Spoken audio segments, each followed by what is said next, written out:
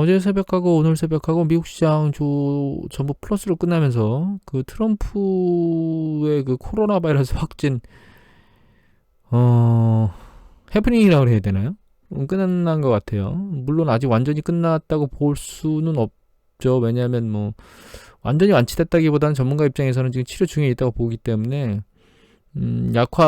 또다시 약화될 수 있는 가능성이 있긴 하지만 뭐 그런 것까지 생각할 수는 없을 것 같아요. 그래서 대선 관련해서 지금 문제점이 남은 거는 대선 불복에 대한 문제인 것 같아요. 지금은 뭐 트럼프가 되느냐 바이든이 되느냐 이런 부분들은 이제 한물 관계 아닌가.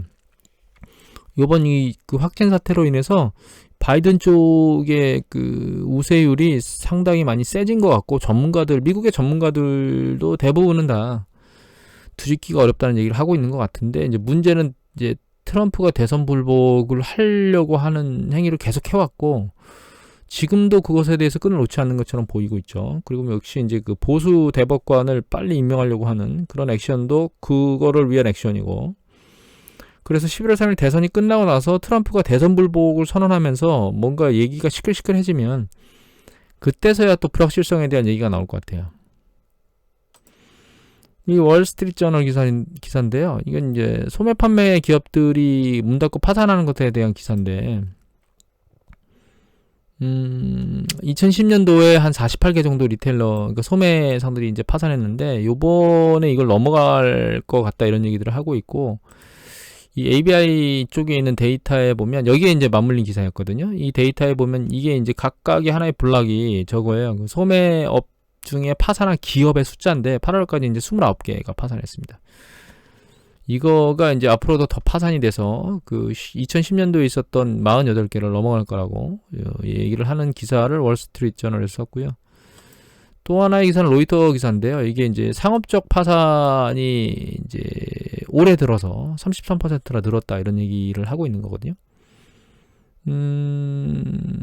여기서 봐야 될 거는 이게 지금 747년 숫자가 나왔거든요. 이게 9월달, 그러니까 8월달, 8월, 오거스트, 아니 이거 9월달이에요. 8월달에 525개고 9월달에 747개인데 이거는 데이터가 아직 확정돼서 안 나왔기 때문에 여기 데이터를 제가 넣어서 보여드리는 겁니다. 이제 9월달에 747개가 파산이 됐고, 그래서 올해 파산 숫자가 작년에, 그러니까 그 챕터 11을 신청한 기업이 작년보다 넘어선 상태입니다. 이미. 특이점은 뭐 밑에 나와요. 챕터 13 같은 경우는 개인 파산이거든요. 개인 파산 숫자는 오히려 2010년도에 한 43% 줄었어요. 지금까지. 이게 가장 큰 이유가 정부에서 지원해주고 안 해주고, 그러니까 지원의 영역이 들어가고 안 들어가고의 차이점에 의해서 상업 관련된 기업들은 많이 파산이 일어났지만 개인들은 파산이 적었다 이런 얘기를 하고 있고요. 파산의 물결은 계속 일어나고 있긴 한데, 문제는 그리고 실업도 그쪽에서, 그러니까 실업이 일어나는 것들로 그쪽에서 계속 일어나고 있긴 한데, 문제는 시장에 반영이 안 된다는 거죠.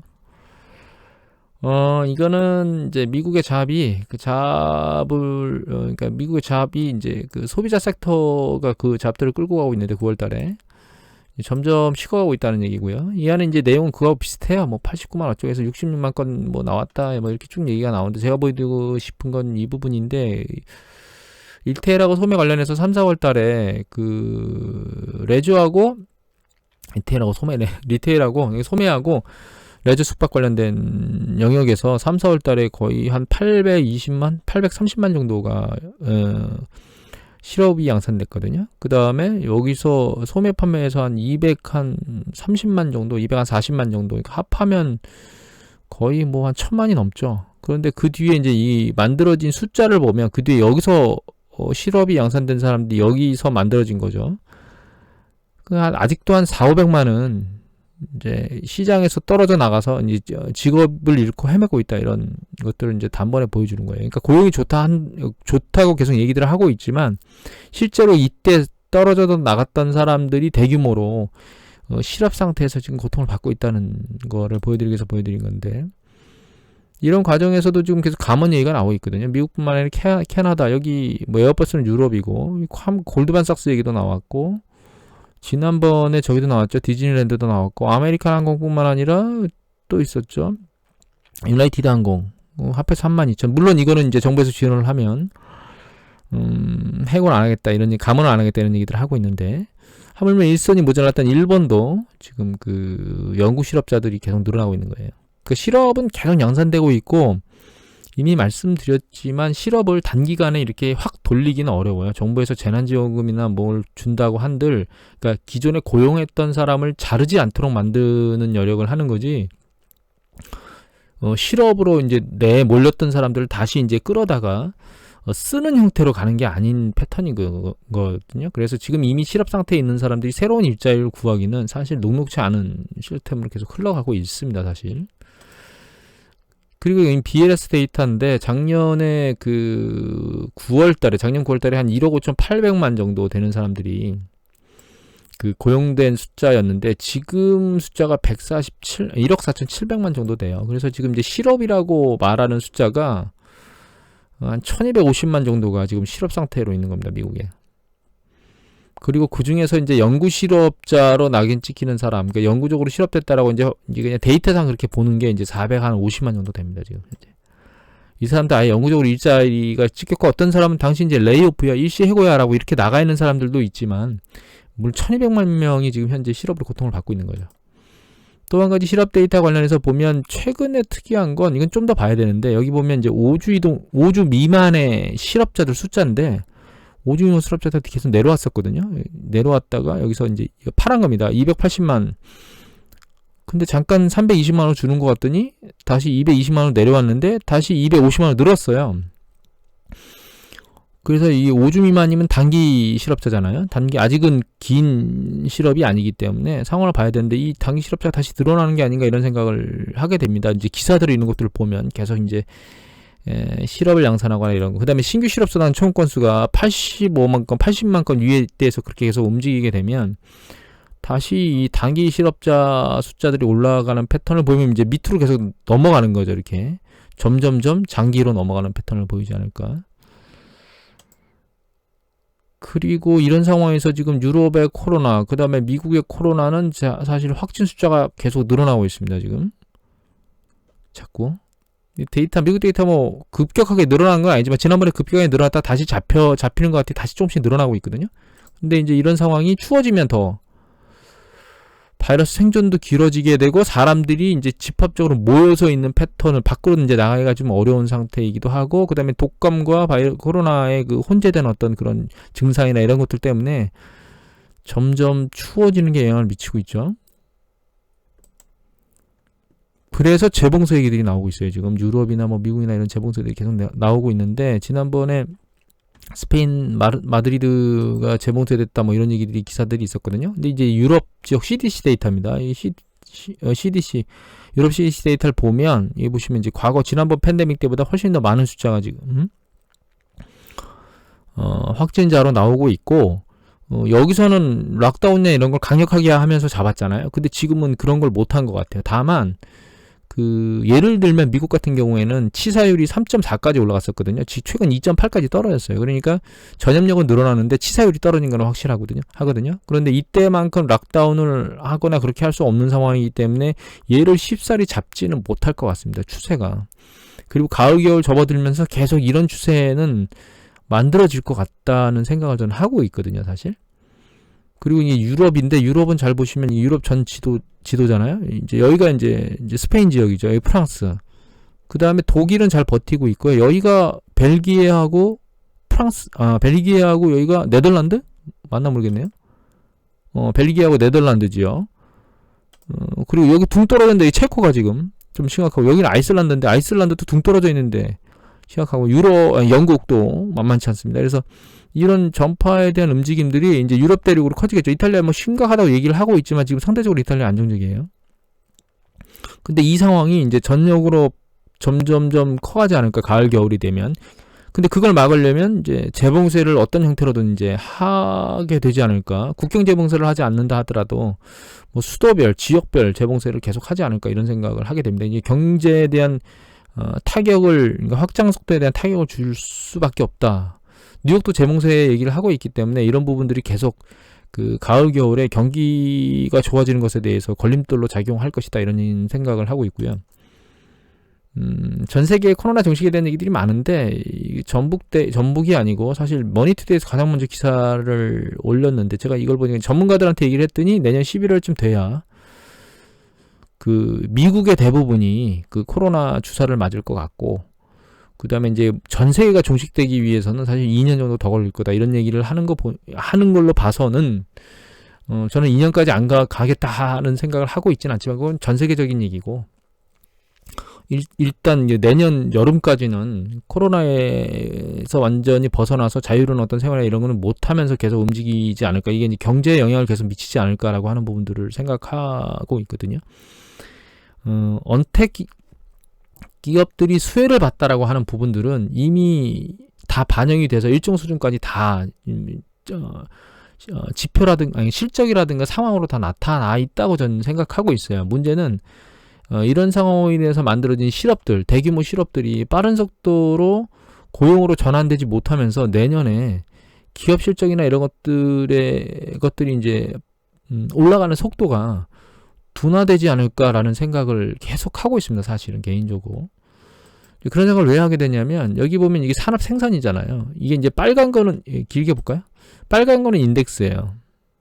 그 다음에 이제 파란 거는 전년 동기 대비 증감률인데 잘 보시면 이렇게 이제 올라가다가 인덱스도 보면 빨간색 인덱스가 올라가는 강도가 뚝 떨어지면서 꺾였죠. 그 다음에 파란 거는 전년 동기 대비 증감률인데 더 늘었어요. 전년 동기 대비 감소했거든요.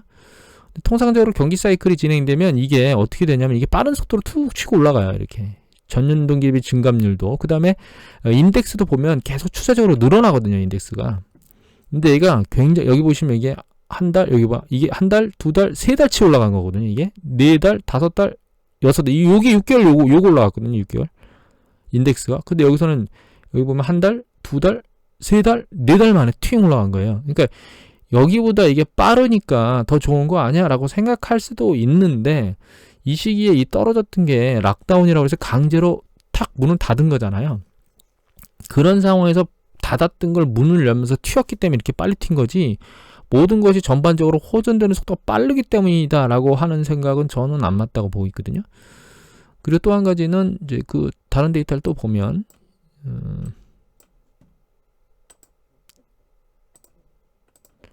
이거는 가동률인데 이거 예전에 한번 보여드렸는데 가동률도 보시면 이게 추세적으로 이렇게 한번 가동률이 저점을 치고 올라가면 밑으로 꺾이기보단 두 개가 계속 윗방향으로 움직이는 패턴을 보이거든요. 얘도 제가 올라가다가 지금 살짝 꺾였는데 이 꺾인 정도가 추세가 직전에 이 뭐 토탈 같은 경우는 저렇게 저 정도로 심하게 꺾인 케이스는 없어요.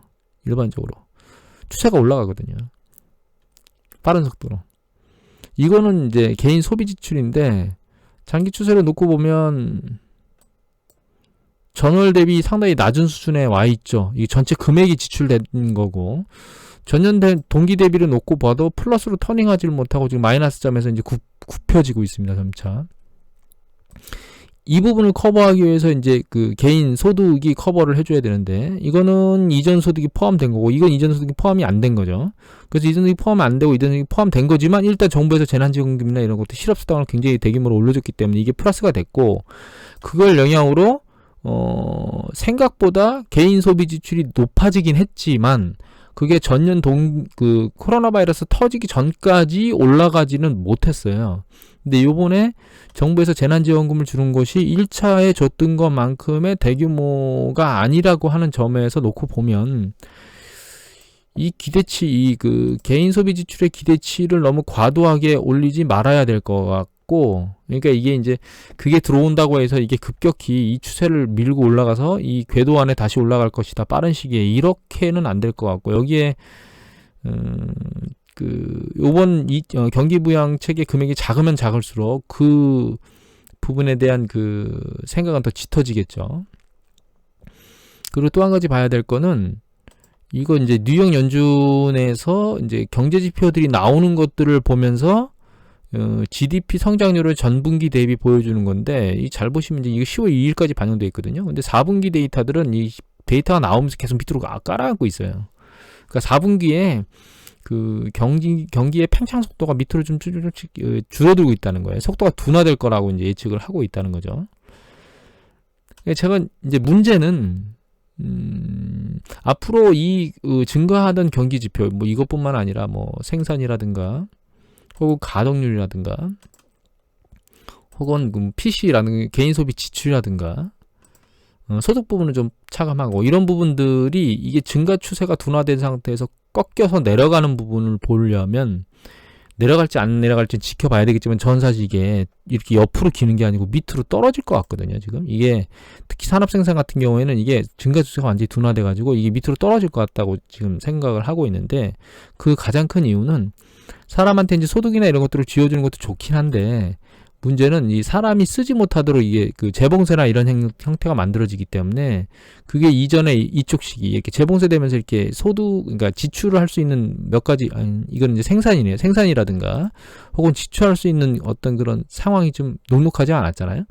그런 형태로 넘어갈 거기 때문에 이 추세가 이렇게 지표가 밑으로 내려갈 거라고 보고 있어요. 근데 문제가 얘가 지표가 내려가는 걸 실제로 우리가 눈으로 보려면 이번 달이잖아요. 9월이죠. 그럼 10월이면 10월 말이나 11월 달 초에 볼 거고 11월이면 11월 말이나 12월 초에 볼 거거든요.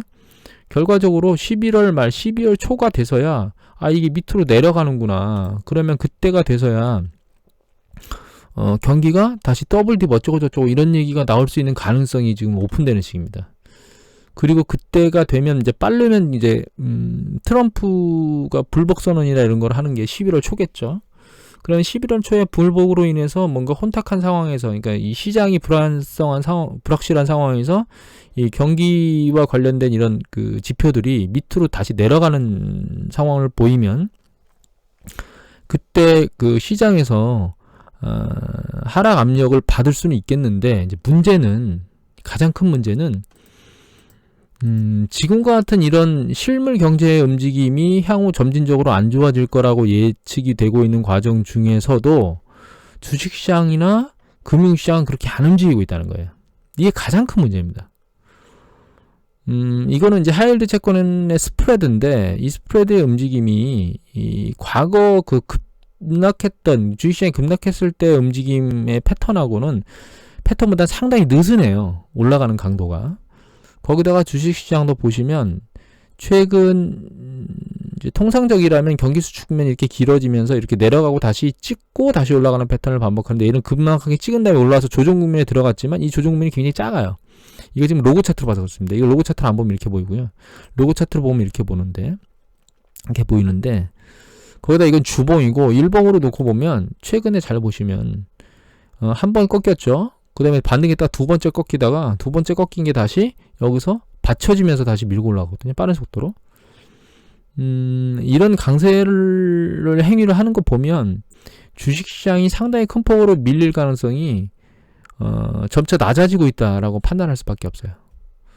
다만 이거 항상 고민을 하는 게 이 부분이거든요. 이게 이제 그룹 포커스 데이터인데, 이게 최근 1년 잠깐 반등했다 다시 올라가면서 GDP 대비 시가총액은 뭐 전체적으로 보면 너무 높아요.